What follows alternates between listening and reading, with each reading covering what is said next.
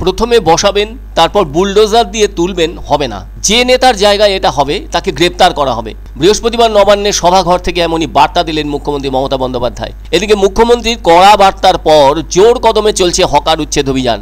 এদিকে উচ্ছেদ প্রক্রিয়া নিয়ে পুলিশ প্রশাসন, দলীয় নেতা, কাউন্সিলরদের ভূমিকায় ক্ষোভ প্রকাশ করেন মুখ্যমন্ত্রী।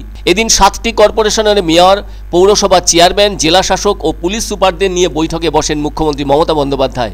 তিনি বলেন, হকার জোনের পাশে কোনো বিল্ডিংয়ে অগ্নি নির্বাপনের ব্যবস্থা রাখতে হবে।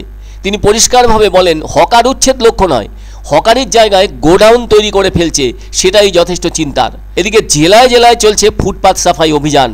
রাস্তার ধারে বেআইনি নির্মাণ ভাঙতে ব্যবহার করা হচ্ছে বুলডোজারও।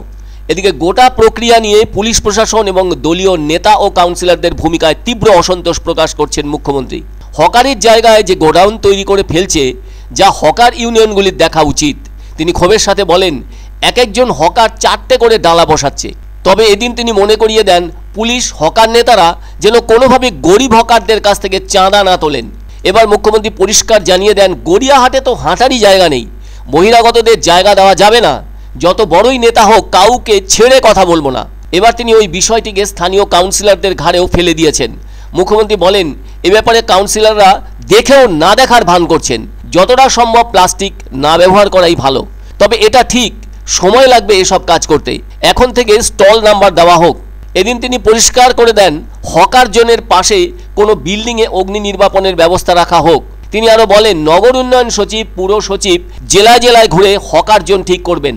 কোথাও যদি বিপজ্জনক বাড়ি সংস্কার না করা হয়, তাহলে সেই বাড়ি অধিগ্রহণ করে নিতে হবে। আর আদালতকে বোঝাতে হবে, মানুষের প্রাণ সবার আগে। বিপজ্জনক বাড়ি কেনার জন্য একটা তহবিল গঠন করা হবে। এই মুহূর্তে উল্লেখ করা দরকার, এর আগেও মুখ্যমন্ত্রী বলেছিলেন, হকাররা আমাদের ভাই বোন, এর থেকে বেশি যেন আর না বাড়ে।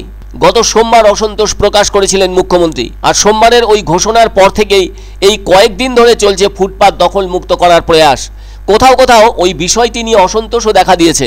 এদিকে মুখ্যমন্ত্রীর নতুন বার্তায় কিভাবে কাজ হয়, সেই দিকে তাকিয়ে রাজ্যের প্রায় সবকটি জেলা শহর। বলা যায় 2024-এর লোকসভা ভোটে একচেটিয়া সাফল্য পেয়ে মুখ্যমন্ত্রী যেন পুরো অ্যাকশন মুডে রয়েছেন।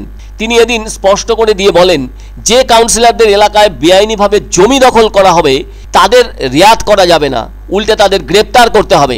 আর যারা ভালো কাজ করবেন তাদের পুরস্কার দেওয়া হবে। তিনি স্পষ্ট করে দিয়ে বলেন, লোভ সম্বরণ করুন আপনারা, জীবনযাপন করবার জন্য যতটুকু দরকার তা নিয়ে সন্তুষ্ট থাকুন।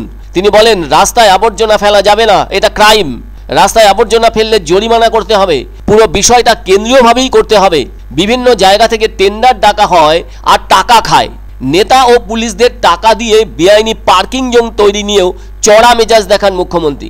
এদিন অবশ্য নবান্নের বৈঠক থেকে তৃণমূলের বিধায়কদের শপথ বিতর্ক নিয়েও রাজ্যপালকে বিঁধলেন মুখ্যমন্ত্রী। দরকার হলে রাজ্যপাল বিধানসভায় আসুন এবং সায়ন্তিকা বন্দ্যোপাধ্যায় ও রায়াত হোসেন সরকারদের শপথ বাক্য পাঠ করান। লোভ করা ভালো নয়, লোভ সম্বরণ করুন। এক্ষেত্রে লোকাল যারা আছে, নেতা, পুলিশ, তারা সবচেয়ে বেশি দায়ী।